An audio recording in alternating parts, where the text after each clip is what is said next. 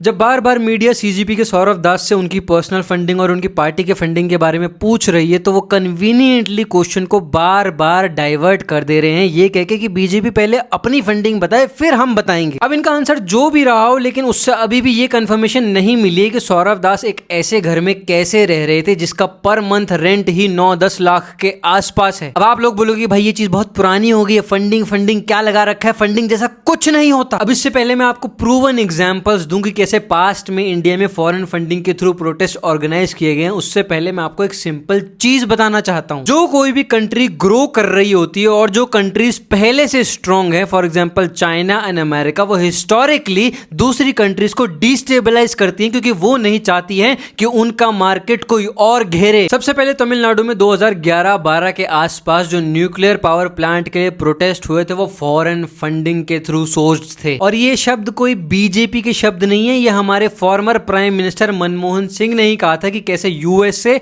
और Scandinavian NGO groups involve हैं इस पावर प्लांट के प्रोटेस्ट में। फिर हमारे देश में जितने भी एंटी सीएए एनआरसी प्रोटेस्ट हुए थे जो पीएफआई ने ऑर्गेनाइज किए थे, उसमें भी ये प्रूव हो गया था कि इनको फॉरेन फंडिंग मिल रही है। फिर उसके बाद एक ट्रस्ट है जिसका नाम है इन्वायरोनिक्स, वो प्रूव हो गया था कि इंडिया में जितने भी डेवलपमेंट प्रोजेक्ट्स होते हैं, चाहे वो स्टील के हों, चाहे वो सीमेंट के हों, चाहे वो किसी भी चीज के हों, उनमें वो हर जगह प्रोटेस्ट करने पहुंच जाते थे और उनका प्राइमरी फंडिंग का सोर्स क्या था? फॉरेन। सोशल मीडिया का सीन तो आप लोग पहले से ही जानते हैं कि पाकिस्तान का तो एक ऑफिशियल मिलिट्री विंग है जो प्रोपागेंडा फैलाने के लिए स्पेसिफिकली बनाया गया है। इंडिया में जितने भी प्रोटेस्ट होते हैं इंक्लूडिंग द सीजेपी प्रोटेस्ट, इसको एम्पलीफाई किया जाता है through accounts based in Pakistan and Bangladesh. 2024 का जो लोकसभा इलेक्शंस था उसमें भी मेटा खुद कह चुका है कि बहुत सारे डीप फेक्स और अकाउंट्स बना के चाइना की तरफ से बीजेपी को टारगेट किया जा रहा था। इसलिए मैं आप लोगों को समझाता रहता हूं कि प्लीज ये न्यूट्रलिटी का चूरन मत चाटो। आप लोगों को सिर्फ एक पॉलिटिकल टूल की तरह इस्तेमाल किया जा रहा है, एक पॉलिटिकल स्टांस रखो।